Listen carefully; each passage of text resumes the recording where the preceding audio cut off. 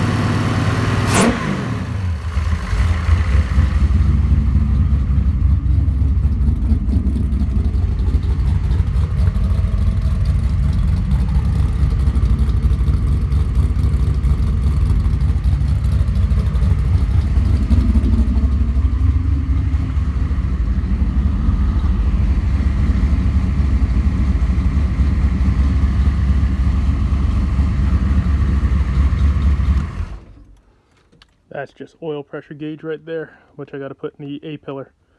Holding right at 70 psi, which is perfect. That is the check valve that I put in just 2 months ago in the new Melling pump. The stainless headers, they're a little bit turning colors, which any stainless header that I know of is going to brown and blue and all that stuff, but that's part of it. This exhaust with the muffler, there's not going to be any cutout, so it's going to be basically that.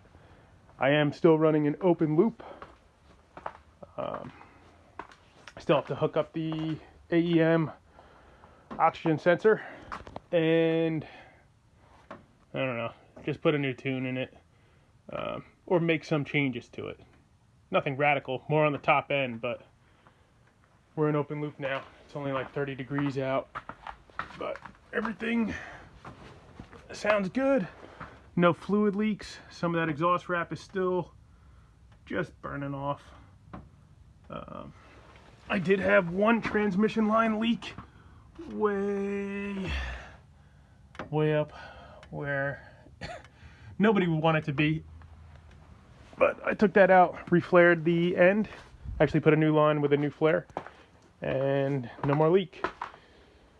So next is probably get this thing on the ground, maybe do some more cleanup underneath, little paint job type stuff on some of the rusty spots, wipe everything down, get it on the ground, and then get some pictures and measurements of the ground clearance. But for now, this exhaust project is nearing the end.